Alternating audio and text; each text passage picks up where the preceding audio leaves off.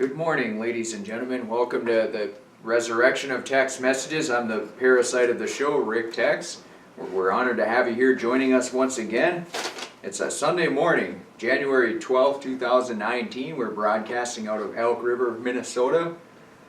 Now this morning we weren't entirely sure if we were going to have a show or not because we're working on some video editing equipment. One of the problems we got is that when we preview the videos, they're very choppy. So we need to get some type of graphics card. And to get a graphics card, we need to get a different motherboard. And to get a different motherboard, we need the fan and the heatsink and everything.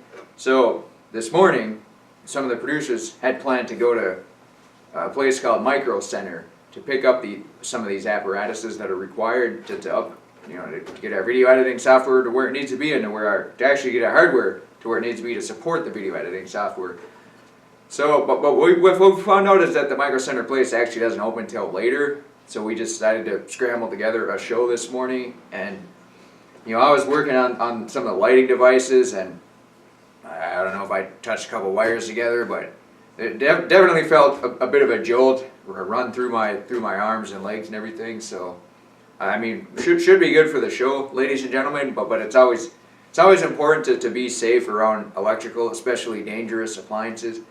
I mean, generally speaking, the producers usually do a lot of the technical work here because, like, when it comes to electronics, I don't really know the first thing and not even the second, third, fourth, or fifth thing.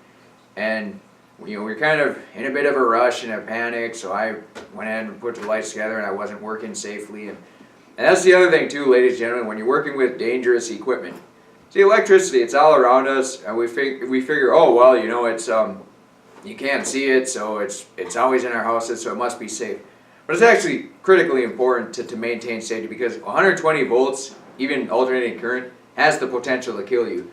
Some of the appliances in your house that are 230 volts, or even if you got a shop or some type of building outside, or if you're working in a commercial area or an industrial building, they may have 480 volts. Even though it's three-phase, it's very dangerous, and it could kill you rather quickly. So, like me, it's a borderline miracle that I'm still alive to this point, especially, well, that's usually why producers do all the electrical work.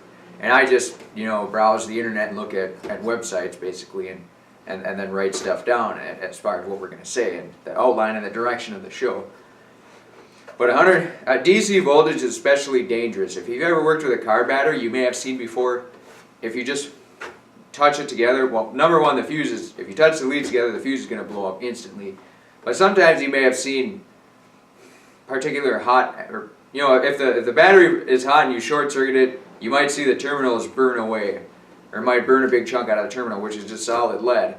So that gives you a good indicator of how much power is actually in a 12 volt battery. Because you think 12 volts, that's not a very big number. That's obviously not enough to kill you. But in reality, you only need about 60 volts is enough to penetrate the human skin and get through the 7 layers of skin, organ, tissue, and then electrocute you. And if any current runs through your heart or through your brain or places where it's not supposed to go through, then it's going to cause very detrimental effects. In fact, there's this one individual I was talking to. They used to work on these high voltage power lines. They'd get those big ladders and bucket trucks and go up there and climb around and stuff and work on them.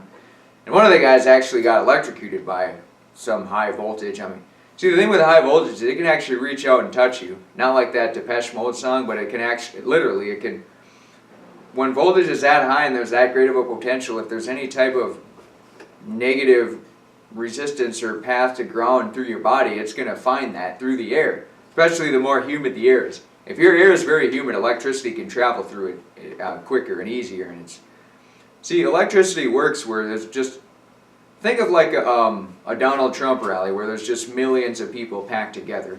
That's how an electron works. It pushes each other, and that's what's pushing the current. And then the higher volume is the voltage, or higher potential. Higher density is the current. So if there's a lot more people pushing each other, that's how the current moves. So when the air is more humid, there's more molecules that are available to push current through. So that's why high voltage can go through the air and reach out and touch you and cause very bad things. But with this one individual, he got zapped. I don't know if it was 10,000, 100,000, a million volt, whatever the case. It was a lot of voltages. And all of his teeth came out. So as far as how that works or anything, it's very, very odd what electricity does. But when it goes through your brain and it sends a bunch of weird signals to it, weird things are going to happen.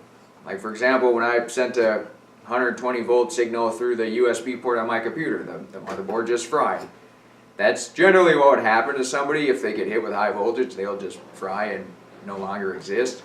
And then your family will be setting up the funeral, and hopefully who's ever your life insurance recipient will be able to utilize that money to pay for your funeral. But yeah, then you'll be learning all the different themes of the Shadowgate death tune. But the fact of the matter is, just not only is electricity very critical to be safe around, it's also critical to be safe around radiation, microwave, non-ionizing radiation, or ionizing radiation, which usually has X-rays and gamma rays. A lot of doctors' offices, dentist offices especially, they'll X-ray your teeth and your bones and everything. So it's very important to not expose yourself to too much of that, because the ionizing radiation has enough energy to actually break apart bonds, molecular bonds inside of you, which can obviously wreak havoc. Now, yeah, the non-ionizing radiation can also cause your body to create what's called like nitrous oxide, and then it reacts with superoxide and it creates some type of cancer-causing agent, but it's definitely not an ideal substance to be exposing yourself to, ladies and gentlemen. But hopefully the lighting looks good, because definitely put a lot of work and a little bit of pain into it as well, and it's important to work safely, especially if you're around vehicles. When you're working with jacks, for example, the hydraulic jacks, yeah, they got a lot of power and everything too, but they can always shift and leak, and tragedy can result too. In fact, one time I was jacking up one of my cars, and they have these scissor jacks that they used to come with the cars in the trunk. They kind of work, they're basically two bars that would go up and down, sort of like they'd go into a diamond and then they'd go back into two parallel lines. And in the diamond, that's how they raised up and down. So I'd use two on the front and then just two regular jacks on the back. But when you're just one guy jacking up the car at an uneven level, what ended up happening is when I was jacking up the back of the car, then the front, it got too high or something, or it was off balance, and then the car fell off the front jacks. So it just ended up hitting the ground, and then you just jack it back up. But if there was somebody laying underneath it, or somebody working underneath the front of the car while I was jacking up the back of the car, they would have probably had their skull crushed and been deceased. Which is why it was very critical that nobody or nothing was the ones underneath that. And two, if you ever watch these fail city or fail alarm, fail army videos, you'll definitely see a lot of bad things happening. But usually people have enough safety common sense that when tragedy does happen, nobody dies. For example, there's this other time where we had these trailer homes and we were putting them on a foundation, which sounds kind of strange and a misnomer. But the fact of the matter is we had these big giant cranes out there, and we had about two corners of the trailer. We had these chains hooked up, and we were sort of moving it around and shimmying it and everything. And there was one time where it shimmied a lot, and then it got to the point where it's almost above me, and then the other guy there was just like, "Hey, make absolutely sure you're not standing underneath the trailer house as this is happening." And it made perfect sense, because it would have been easier for leverage-wise to be standing underneath the trailer to pull it and everything, but for safety-wise, it would have been a very heavy void of common sense. So that's why it's good that the elders teach the youngers how to properly follow safety protocols. And yeah, you'll see a lot of people laughing and smiling and joking around about not being safe and working dangerously and everything like that. And it is all fun and games until you lose a finger or an eye, or you get your head cut off, or you lose all your teeth, or you lose all your hair, or your eyes bulge out of your head. Those are absolutely things that aren't hilarious in any sense of the terms. Now yeah, if you watch Jackass or CKY2K, Nitro Circus, those guys are pretty funny. But some of them get seriously injured. I think Johnny Knoxville has to have a catheter around him at all times, and he's got some liver or kidney issues or everything, something like that. But over the long term, he's definitely done a lot of abuse to his body. But it's been fairly hilarious. But when you're working dangerously and it's not even hilarious, it's just certainly not worth it. Nothing is worth losing body parts over. Now, yeah, your brain will retrace those neurological footprint that it used to control that original body and make other parts of your body more finely controlled, but that's still not worth it. Especially brain damage. Brain damage is about the worst thing that could ever happen. There was a lot of times, back when I first got my driver's license, I didn't really understand. I mean, whenever I saw a handicap license plate, I always just assumed that somebody maybe got their arm cut off or their leg cut off or something. But it seemed like every time I drive behind a handicapped car, they'd always drive very oddly. And then I thought, like, well, how come it seems like every handicapped person is a neurological handicap? And then I looked into it a little bit more and I realized that a lot of times when parts of your body start to fail, it's usually because your brain starts to fail.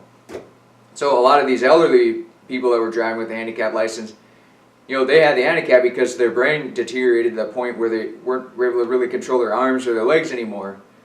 So it wasn't so much just people getting their legs lopped off in World War II or something like that. It was just people's brains were deteriorating. And that's usually why it's very important to have good brain health and to pay close attention to things that could harm your brain, like monosodium glutamate and aspartame. Because your brain pretty much controls just about everything in your body and your cognitive skills, all the movements in your fingers and arms and legs and knees and torso and everything. So with that being said, ladies and gentlemen, we want to get into our research topic of the morning. Good safety practices is very critical, though. That is one thing that we can't hit hard enough. But another thing we need to practice is good sanitary practice of raising animals, just for food consumption or raising vegetables too. Because you don't want to spray E. coli or synthetic fertilizer all over vegetables and then eat them 10 minutes later. That's absolutely not an ideal method of food consumption or energy consumption. So one of these articles that caught my eye, and we have backyard chickens here, so we definitely touch that topic a little bit more than what's normal. But one of the articles titled was U.S. chicken farms are dirty enough to where the meat has to be washed with chlorine before sold for human consumption. Now, one of the things that you, the ladies and gentlemen at home, may find interesting is that pretty much all city and municipal water has chlorine in it, the bleach. And one of the ways you can tell is you can get like testing strips to it too. But what I found is that the hot tub testing strips that test for free chlorine, they don't actually test for the bleach, which is bonded with maybe sodium or potassium or something I don't know, whatever it says on the bleach bottle container. Because one of the things that I found out is I would clean some water barrels out here. I would clean them out in the fall, use bleach and everything, and it would always smell like city water or municipal water. So that's what really illuminated me to the fact that a lot of municipal water is using the bleach to clean it out. And you got to think about it. They're pumping water up into a water tower to keep it pressurized, so it's going to be sitting in there for a while, an artificial water tower. And yeah, if they don't treat it or do something to kill the potential bacteria and pathogens, there will be very bad things that could potentially grow in there.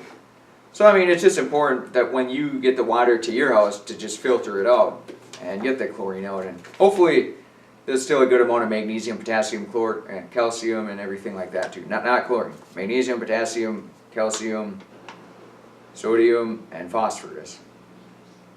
Now, most factory farms cram chickens into cages and never see sunlight. So we found out before that the best types of chicken to buy are pasture raised, because you got cage free, organic, then of course the pasture raised, and there's probably one other one too, but pasture raised was by and large the best one, because then chickens have 100 square foot for each one. So for this entire room, 2 chickens could roam around in it, inside the Tex Messages the Resurrected studio, which is plenty of room, especially if they're outside. It allows them to forage for bugs and worms and grasshoppers and other sources of protein. See, most chicken feed is the genetically modified corn and soy feed, like what you feed your cat or dog. Chickens will actually eat cat or dog food. And I found out that their preference is protein. If you buy peanuts or mealworms or even just regular bird feed with the sunflower seeds, the safflower seeds, they prefer them over just the regular chicken feed with the corn and soy and then the plethora of other dangerous chemicals. Well, it says like vitamin E, tocopherols, and all this other weird stuff. But by and large, they do prefer protein. Chickens must have read the Atkins diet, so that's how they feel they should live their existence. Now with factory farm chickens, many are overweight. They're bred for breast weight, and thus they can barely walk or stand. See, when I picked up my 2 hens, the lady there said that they have what's specifically called, male chickens that are raised for about 6 to 8 weeks, and when they get to a certain point where they can't even stand anymore, then that's when they get butchered. And that's usually 8 weeks max. So they just grow as quickly as possible, and then they're sent off to the mad butcher, and then they process them and put them in a package and send them off to Golden Plump, and then they eventually end up in our house, and then we consume a lot of them. So, I mean, these are, for this lady's residence, that those were pasture-raised chickens, so they were healthy ones. But, yeah, that's usually the industry for it. They want them to grow quickly and as large as possible in a very short amount of time, hence quickly. So, now whether that's good or bad for them, it's very difficult to determine, but all we can say is that that's what's critical towards the highest profit margin. I mean, companies don't want to raise chickens for 5 years and then sell them for meat. They want 5 weeks and then sell them for meat, or 6 to 8 weeks. That's usually the ideal goal. And another very disheartening sign was that there's actually no restriction on urine and feces levels in the chicken meat. So it is a good idea to kind of look out for that, especially in a food item like shrimp. If you ever buy raw shrimp, you can definitely see at one point, usually where the fin attaches to the back of it or the tail, occasionally there'll be a shrimp where there's some brown spots in there, which is the fecal matter. So it's always a good idea to squeeze that out, because even though it's probably been pasteurized or whatever, it could still be growing bacteria and pathogens on that section. But generally, seafood is just doused in sodium and preservatives and frozen most of the time, so there's usually not bacteria and pathogen, but still it's not a good idea to eat feces, because if a body wants to expel those ingredients in the first place, you generally don't want to consume them. And of course, most factory farm chickens are fed the GMO feed. Now occasionally you'll come across a chicken farm where the farmer raises all the plants and everything, and the animals too. But a lot of it will just be some chicken barn out in the middle of nowhere that has a whole bunch of chickens piled into a building. It may or may not be climate controlled, probably not, but chickens, they can survive in the winter time. In fact, last winter when it was about 10 below for a high, the one chicken here was molting, which is where it loses all its feathers and grows back. And even though it's 10 below for high, it still seemed to be fine. I mean, yeah, it would shake and shiver sometimes occasionally, but you definitely have to leave them outside so they can become acclimated to that temperature. I mean, if you bring them inside, they lose all their feathers, and you bring them outside, then they're probably going to get hypothermia and die rather quickly.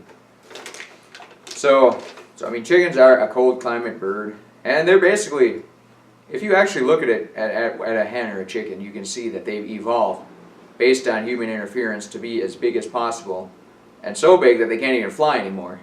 Think of like when you watch those TV shows about my obese life, or whatever the case is, and you got these 600-pound people that lay in a mattress. That's almost what chickens are sort of bred for. They're just bred to be as large as possible, and most of them can't even fly longer than 10 feet anymore. So you have to, a lot of our fruit and vegetables are that way too. They've evolved to the point, I mean, they've been modified through selective breeding over time that they're not even recognizable from their original incantation. So chickens are definitely that way. I mean, if you ever look at them, they got these really little tiny legs and then these huge bodies. And their wings are pretty decent size, but not enough to carry them very far. And they do walk around and run around and stuff too, and quite frankly, when they do run around, it looks pretty funny. But the fact of the matter is they're just mostly bred for one thing and one thing only, for meat, and they are animals of prey, so it is important to protect them and provide them necessary shelter. And they're well aware of their status on the food chain as well. So if there's no protection for them outdoors, they will just sit inside all day. But if it gets to the point where they're hungry or they're thirsty, then they'll venture outside to eat some food or drink some water, but they don't do it recreationally, they do it out of necessity. And yeah, it's just important. I mean, when you go to a grocery store, usually pasture raised is the way to go. There's all these companies, Purdue, Tyson, Golden Plump. I mean, most of them they contract out to these farmers, these individuals, and they basically provide all the feed and provide specs for what the shelter is supposed to be, how many chickens there are, and they bring the chickens there, they bring them back. So the farmer is more or less just there as a middleman. It's not as if you yourself are raising one chicken and selling it Golden Plum. Golden Plum is essentially just leasing your land and your labor. You're basically an employee of Golden Plum. It's more or less how it works. Because we have a local Golden Plum in central Minnesota here. So if I have a choice between Golden Plum and some other manufacturers, I'll usually pick Golden Plum just because it's local. I mean, I know the chickens are probably local. Yeah, maybe Tyson and Purdue have local chickens too, but I know for a fact that the Golden Plums are likely local. So I mean, if you're going to get factory farm chickens, at least if you're getting local ones, then you don't have to deal with all the mass long transportation issues and preservatives that are needed to transport chickens a long distance. Plus, then you're supporting a local economy too and all that. So that being said, ladies and gentlemen, you're listening to Tex Messages the Resurrection. I'm the parasite Rick Tex. Had a little bit of an accident here with the lighting. Ran a little bit of current through my body, but ultimately it seems like it hasn't had any negative ramifications to the show. There wasn't a whole lot of margin for ramification though that could happen to the show, so there's probably also that factor to consider. But we're certainly honored to have you joining us once again. Hopefully you can learn something and maybe leave some suggestions in the comments. Because, I mean, we do read the comments, ladies and gentlemen, and they do dictate the flow of the show. It's like a bank. They call a bank because if you think of the banks of a river, they dictate the flow of the money supply. So you, the ladies and gentlemen at home, an audience sitting in your car, on your bike, or in a mass transportation device, a train, an automated Tesla car, your comments definitely drive the direction of the show. Because, I mean, I don't really have any original ideas. Most stuff that I say or recant is just stolen from somebody, and then I just run with it and just drive it into the ground so much that people may think it's an original idea, but that's actually not the case. So, I mean, comments are important, they're great, they're welcome, and we take them very seriously. Even if you're a form of artificial intelligence, I mean, they're intelligent too. That's why they call them artificial intelligence. Some of us aren't even naturally intelligent, so at least artificial intelligence has the intelligence of intelligence. But we're glad to have you here, ladies and gentlemen. We're honored. Thank you very much. Enjoy the rest of your day and enjoy your week.